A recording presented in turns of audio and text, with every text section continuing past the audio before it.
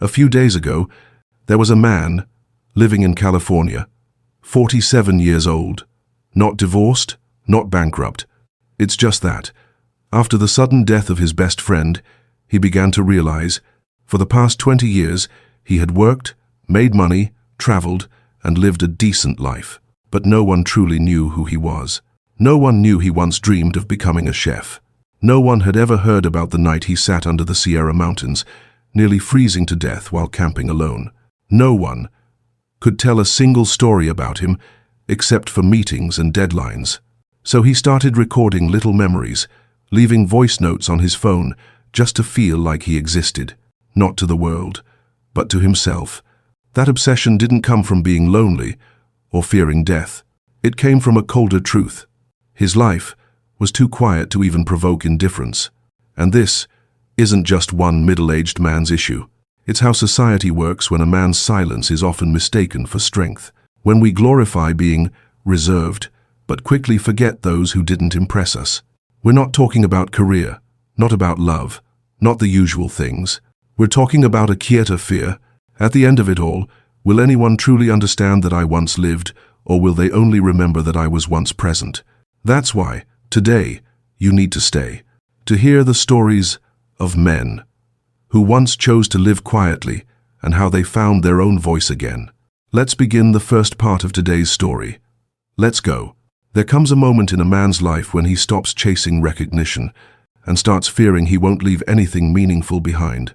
Not material wealth, but purpose, the kind that makes people say his name not with pity, but with respect. According to psychologist Erik Erikson, people in middle age enter a stage called generativity versus stagnation.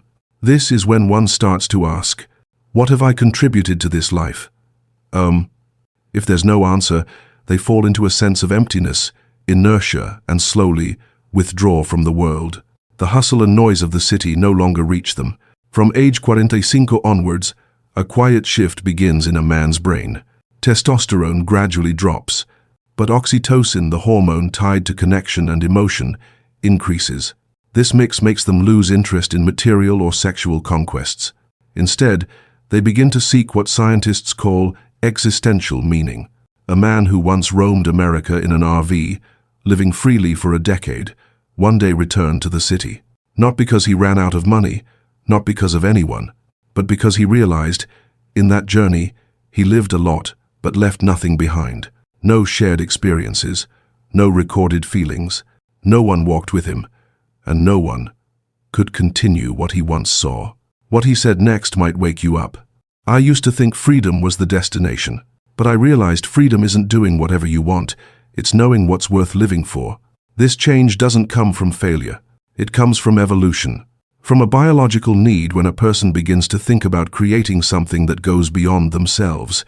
A book, a community project, a new way of living, or simply a path, so others behind won't trip on the same stones. When we understand this route, we'll see why. The fear of losing money, love, or status can be overcome. But the fear of leaving nothing behind, that's what silently eats away at many men. Even when they're still smiling, still busy, still fine. In a world where love can be rekindled with a swipe on a screen, what troubles men most is no longer love, but a question with no answer.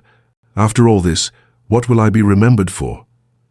Legacy spiritual inheritance isn't just about achievements. It's the sense that your existence left a mark deep enough not to be erased by time. And that feeling creates a form of psychological immortality. A man turns 20. He's loved, broken up, married, lost. But what keeps him up at night isn't who left him. It's that he once dreamed of writing a novel, but never wrote the first line.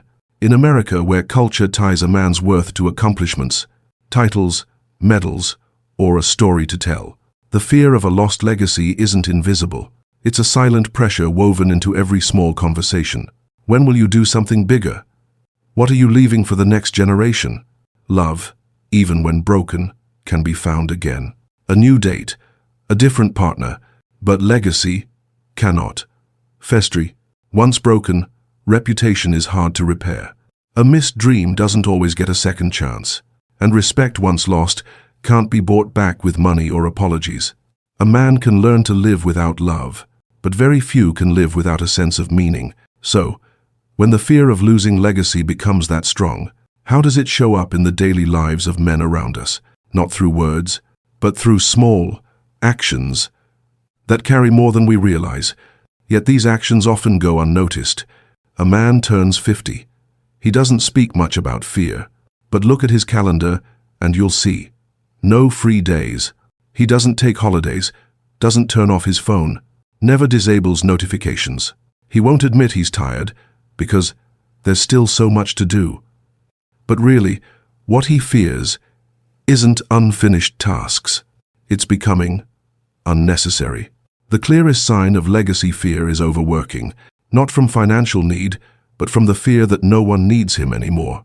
Many delay retirement not due to money worries, but because they don't know who they'll be without the title they've held for half their life. They can stand in a crowd, still smiling, still holding business cards with embossed names, but inside, they feel empty when no one asks their opinion. That feeling, it's like standing behind the curtain of a finished play, the audience long gone.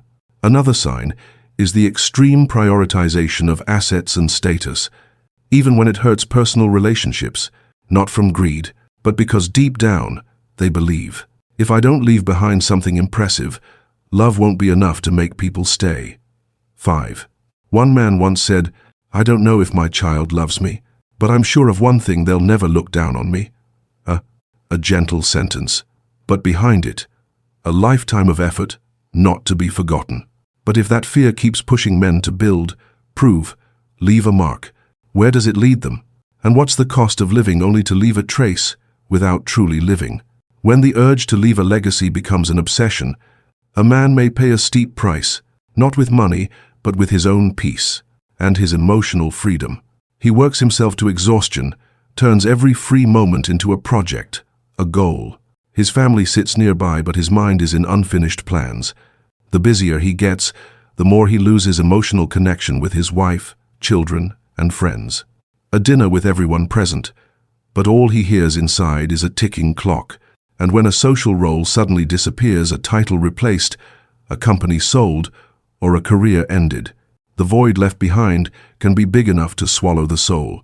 Many fall into deep loneliness, even depression, even while living in their dream home. A wealthy CEO once confessed in his memoir that his biggest regret wasn't failed deals, but missing his daughter's graduation or not remembering the last time he had coffee with his wife just to talk about life. When legacy becomes pressure, it can cost a man his emotional freedom, making him a stranger in his own life. So how do we find balance to leave a deep legacy while still enjoying love, relationships, and every moment? Here's a simple truth. Legacy and love aren't opposing paths. They can walk side by side if you're clear about your priorities. Those who came before us have shown us how. Bill Gates, once a symbol of ruthless competition, now spends more time with family, growing vegetables, and supporting his foundation. Warren Buffett, one of the world's richest men, chose to give away nearly all his wealth because he believes his greatest legacy isn't money, but an example of a meaningful life. For each of us, the solution can begin with small steps. Writing a journal of personal values as a reminder to ourselves and future generations. Keeping regular meetups with friends, open talks with loved ones, not just about work, but about emotions. Investing in mentoring, helping younger people avoid the mistakes you once made. One man said, I realize my legacy isn't in what I built, but in the people I've touched. When you find the balance between leaving a mark and enjoying love, you don't just write a story worth telling, you actually live every moment fully. In the end, what matters isn't just that you leave a legacy, but that it truly means something to you. A great achievement means nothing if there's no one to share the joy with, and a beautiful story only feels complete when love is the witness. So today, when this video ends, ask yourself, what am I doing to leave a legacy, and who will smile when they speak of it?